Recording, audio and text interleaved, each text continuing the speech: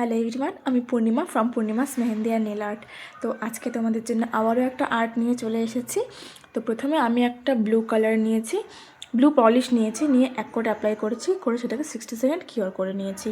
তারপরে নিয়েছি একটা 90 সিলভার ক্যাটাই। 90 সিলভার ক্যাটাই পলিশটা আমি অ্যাপ্লাই করে ম্যাগনেট দিয়ে পার্টিকেলসগুলো অ্যাক্টিভ করে নিয়েছি, বা তোমরা যেরকম চাইছো সেরকম করে নিও। এরকম অ্যাক্টিভ রাখলে বেশ ভালো লাগবে দেখতে আর্টটা শেষ অবধি। করে সেটাকেও 60 সেকেন্ড কিওর করে নেব।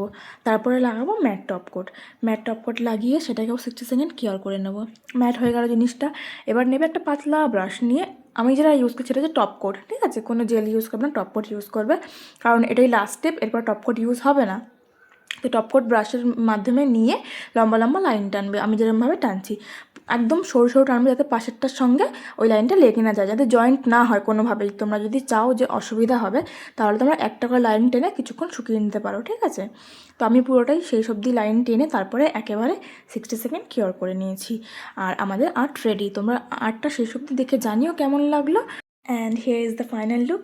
তোমরা দেখে জানিও কেমন লাগলো। আর আজকের ভিডিও এই অবধি। Thanks for watching.